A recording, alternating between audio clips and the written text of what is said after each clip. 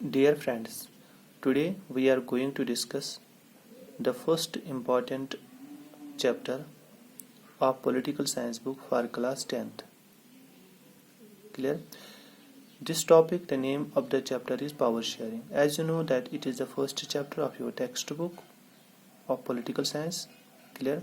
So in this very chapter we will start the first topic, ethnic composition of Belgium and Sri Lanka. Clear? So in this chapter we will start what is power sharing, why power sharing is important. Clear? So starting the topic, ethnic composition of Belgium and Sri Lanka. तो ये जो chapter है ये हम दो case studies से start कर लेंगे. इसमें दो केस स्टडीज है, एक है बेल्जियम का, दूसरा है श्रीलंका का. क्लियर? पहले हम इथनिक ग्रुप्स को समझेंगे. इथनिक ग्रुप जो होते हैं वो डिफरेंट बेसिस पे होते हैं, मतलब वो लैंग्वेज के बेसिस पे भी हो सकते हैं, वो रिलीजन के बेसिस पे भी हो सकते हैं, वो रीजन के बेसिस पे भी हो सकते हैं. क्लियर? जो इथनिक है इट मीन्स सोशल डिवीजन. जो सोशल डिवीजन किस बुनियाद पे होता है? शेयर्ड कल्चर के बुनियाद पे होता है. क्लियर? तो इसमें मतलब पहला हम स्टार्ट कर लेंगे बेल्जियम से. बेल्जियम की इथनिक कंपोजिशन क्या थी. क्लियर? तो यहाँ पे हम मतलब लैंग्वेज के बेसिस पे देखेंगे इथनिक ग्रुप्स. जब हम श्रीलंका के पे आएंगे तो श्रीलंका पे हम देखेंगे वहाँ पे भी इथनिक ग्रुप्स थे. वो इथनिक ग्रुप्स लैंग्वेज के बेसिस पे भी थे और रिलीजन के बेसिस पे भी थे. क्लियर? तो वो जब हम दोनों को मतलब पूरा पढ़ लेंगे तो हम मतलब we will come to know कि हम जान लेंगे कि वहाँ पे इथनिक ग्रुप्स लैंग्वेज की बुनियाद पे कैसे थे, इथनिक ग्रुप्स लैंग्वेज के रिलीजन की बुनियाद पे कैसे थे. क्लियर? तो स्टार्टिंग विद बेल्जियम. जो बेल्जियम थी ये एक छोटी मोटी यूरोपियन कंट्री है. क्लियर? जो कि मतलब हमारी एक स्टेट है हरियाणा से भी छोटी स्टेट है, मतलब छोटी कंट्री है ये. क्लियर? उसकी जो बॉर्डर्स है वो नीदरलैंड, फ्रांस और जर्मनी से मिल रहे हैं, यानी उसकी नेबरिंग कंट्रीज है. तो Netherlands, France and Germany. Clear? जब हम इथनिक कंपोजिशन ऑफ बेल्जियम की बात कर ले हैं तो वो कॉम्प्लेक्स है. वो क्या है? क्योंकि पहले हम मतलब बेल्जियम जो कंट्री है उसका मैप आपके टेक्स्ट बुक पे दिया है, पॉलिटिकल साइंस की टेक्स्ट बुक पे दिया है एट पेज नंबर 2. क्लियर? तो you will go through that very map. आप उस मैप को यहाँ पे भी मैं दिखाऊंगा आपको. क्लियर? ये पहले मैप मैं आपको मैप समझाऊंगा. ये जो दिस इज बेल्जियम. क्लियर? तो यहाँ पे आपको तीन मतलब कलर्स याद करने हैं. तीन मार्क से अलग अलग प्लेसेस दिए गए हैं. This very region, yellow coloured region, this was known as Flemish. यानी जो पूरा बेल्जियम कंट्री है it was divided into two parts, two regions. ये दो रीजन्स में डिवाइडेड थी. ये जो रीजन था ये this very region. Clear? This was known as Flemish region. It was a northern part. Northern part was known as Flemish region. Clear? तो ये जो रेड कलर से मार्क किया गया रीजन है this was known as Wallonia region. Clear? Wallonia region is southern part of Belgium. This was the northern part of Belgium was known as Flemish region. The southern part of Belgium was known as Wallonia region. Clear? तो अब यहाँ पे इनके बीच में difference क्या थी? तो Flemish जो रीजन था which was a northern region of Belgium, और जो साउदर्न हिस्सा था जिसका नाम था Wallonia region of Belgium. Clear? तो ये जो बीच वाला हिस्सा था ये क्या था? क्लियर? ये this was the capital city of Belgium, यानी ब्रेसलेस. क्लियर? तो that is the capital city of यानी Belgium. The capital city of Belgium is Brussels. वो हम देख लेंगे क्या था ये. Clear? This is all about मतलब ये बेल्जियम है. तो हम तो अपने टॉपिक पे आएंगे. तो अब क्या था?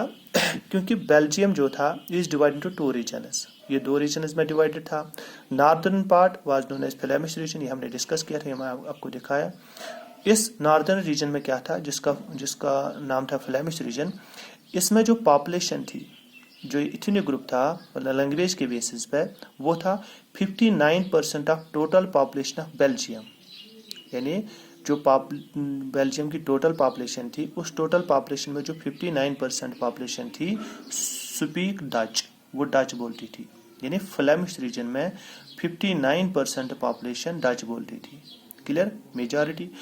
और जो साउदर्न पार्ट था which was known as Wallonia region, जो मैंने आपको दिखाया, southern part which is marked with red colour, clear, उसमें 40% पीपल स्पीक फ्रेंच। तो 40% पॉपुलेशन जो बेल्जियम की थी वो फ्रेंच बोलती थी वहां पे, क्लियर।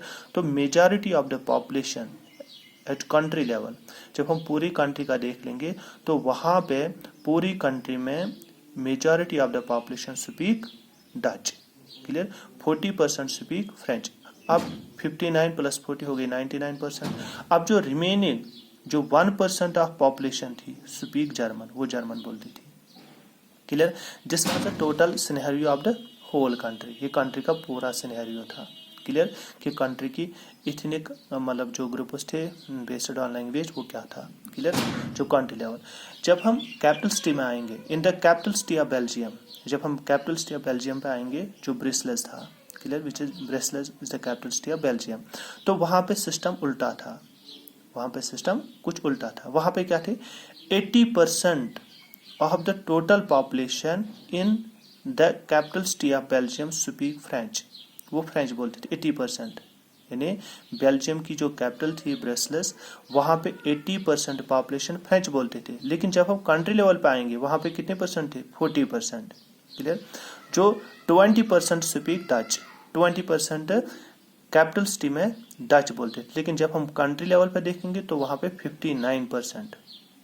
तो ये सिस्टम था बेल्जियम का, this was the system of Belgium. तो अगर हम कंट्री लेवल पर देखेंगे तो majority of the population speak Dutch, लेकिन जब हम मतलब यहाँ पे आएंगे कैपिटल सिटी में आएंगे तो majority of the population in the capital city speak French, clear.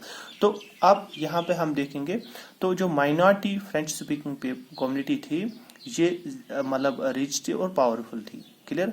तो लेकिन this was not liked by the Dutch speaking people, clear.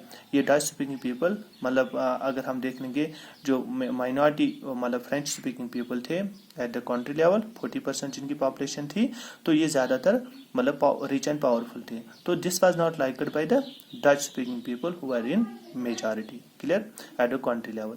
तो इससे क्या होता था, इससे जो मतलब टेंशन बढ़ते थे between Dutch speaking people and French speaking communities, clear. अब हम देखेंगे उस मतलब जो डाइवर्सिटी थी on the base of language, उस डाइवर्सिटी को बेल्जियम ने कैसे अकोमोडेट किया, क्लियर।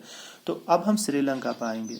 श्रीलंका जो है एक आइलैंड कंट्री है, क्लियर, ये आपको मालूम ही है, हैज अ डाइवर्स पॉपुलेशन, उसकी भी डाइवर्स पॉपुलेशन थी। वहां पे क्या था, वहां पे मतलब हम देखेंगे वहां पे दो मेन लैंग्वेज ग्रुप्स थे वहां पे।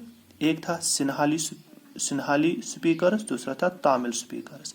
अगर हम श्रीलंका का देख लेंगे, यहाँ पे मैं आपको दिखाऊंगा, यहाँ this is the map of Sri Lanka. ये जो येलो कलर से जो रीजन है दिस वाज द मतलब सिन्हाली स्पीकर्स, क्लियर। ये सिन्हाली लैंग्वेज मतलब के लोग हुआ करते थे। ये जो रेड कलर से मार्क किया गया रीजन है ये दिस वाज तमिल, ये तमिल रीजन है। और ये जो डार्क मतलब ब्राउन कलर से मार्क किया गया this was also the Tamil.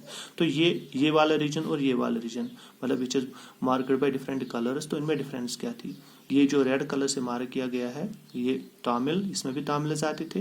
ये जो यहाँ पे ये रीजन है इसमें भी तमिल आते थे। जो येलो कलर से है इसमें जो सिन्हाली स्पीकर्स हुआ करते थे। तो दो मेन लैंग्वेज ग्रुप्स थे श्रीलंका में, एक था सिन्हाली स्पीकर्स, दूसरा थे Tamil speakers. 70% of the total population of Sri Lanka speak Sinhali language, वो सिन्हाली बोलते थे 74%। और 18% जो थी वो तमिल स्पीकर्स थे, क्लियर, तमिल स्पीकर्स। लेकिन जब हम तमिल स्पीकर्स की बात करते हैं तो Tamil speakers in Sri Lanka are of two types, ये दो टाइप्स के हुआ करते थे, क्लियर। एक था श्रीलंकन तमिल्स जिनकी पॉपुलेशन 13% थी, और दूसरा था इंडियन तमिल्स जिनकी पॉपुलेशन 5% थी। 13 + 5 हो गए 18%, तो 18% तमिल स्पीकर्स हुआ करते थे। अब क्या था, श्रीलंकन तमिल्स ये श्रीलंका के खुद के तमिल स्पीकर्स थे जो तमिल लैंग्वेज बोलते थे, उनकी पॉपुलेशन 13 थी। और इंडियन तमिल्स कौन हुआ करते थे, इंडियन तमिल्स वो हुआ करते थे क्योंकि during the time of British rule यानी some of the people were taken from India as slaves, clear. and that people were forced to work in the plantation gardens of Sri Lanka. क्योंकि British के बहुत सारे प्लांटेशन गार्डन श्रीलंका में establish थे। अब उन plantation gardens में काम करने के लिए लोग उनको चाहिए थे, तो वो लोग कहाँ से लेते थे? इंडिया से लेते थे। And with the passage of time these Indian slaves settle down in the Sri Lanka, ये श्रीलंका में ही फिर सेटल हो गए। And that free people came to be known as Indian Tamils, फिर उन्हीं को नाम मिला है इंडियन तामिल्स। ये इंडियन तामिल्स 5% थे। तो यहाँ तक हमने पढ़ा है कि जो डाइवर्सिटी वहाँ पे थी श्रीलंका में, it was based on language. ये जो इथनिसिटी थी, it was based on language. तो अभी मैंने पहले ही आपको कहा कि ये जो इथनिक ग्रुप्स होते हैं, ethnic groups are based on different language, different मतलब they are on different base. ये लैंग्वेज बेसिस पे भी हो सकते हैं, ये रिलीजन बेसिस पे भी हो सकते हैं, रीजन बेसिस पे भी हो सकते हैं। तो यहाँ पे श्रीलंका की अभी हमने इथनिसिटी पढ़ी, तो it was based on language, it was based on language. अब हम ये जो ethnicity, it was also based on religion. अब क्या था?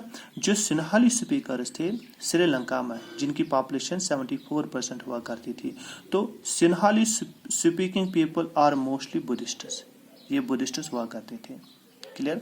ये बुद्धिस्ट्स हुआ करते थे। सिन्हाली स्पीकर जिनकी पॉपुलेशन 74% थी श्रीलंका में, ये ज्यादातर बुद्धिस्ट्स हुआ करते थे। अब जो तमिल स्पीकिंग पीपल जिनकी पॉपुलेशन 18% थी, क्लियर? उनमें श्रीलंकन तमिल्स और इंडियन तमिल्स आते थे। क्लियर? तो तमिल स्पीकिंग पीपल यानी Sri Lankan Tamils as well as Indian Tamils, ये दोनों क्या होते थे? बोथ हिंदूज एंड मुस्लिम्स, ये दोनों हिंदूज और मुस्लिम्स हुआ करते थे। क्लियर? जो यहाँ पे मैं आपको फिर से मैप दिखाऊंगा, ये जो है ये वाला रेड कलर रीजन, ये जो है ये श्रीलंकन तमिल्स हुआ करते थे। क्लियर? ये जो वाला रीजन है, ये ब्राउन कलर से, this was the Indian Tamils. Clear? जो इंडियन तमिल्स हुआ करते थे। क्लियर? तो ये जो रीजन है, यहाँ से northern part of Sri Lanka was mostly, northern and eastern part of Sri Lanka was mostly dominated by Sri Lankan Tamils. Clear? और ये जो सेंट्रल यहाँ से जो हिस्सा है, this was the Indian Tamils. Clear? ये जो तमिल्स थे, ये बोथ हिंदूज एंड मुस्लिम्स हुआ करते थे। और जो 7% of the population, clear, 7% of the population are Christians, ये क्रिश्चियंस हुआ करते थे। लेकिन ये जो क्रिश्चियंस थे, clear, speak both Tamil and Sinhali, ये तमिल भी बोलते थे, कुछ क्रिश्चियन तमिल भी बोलते थे, सिन्हाली लैंग्वेज भी बोलते थे। क्लियर?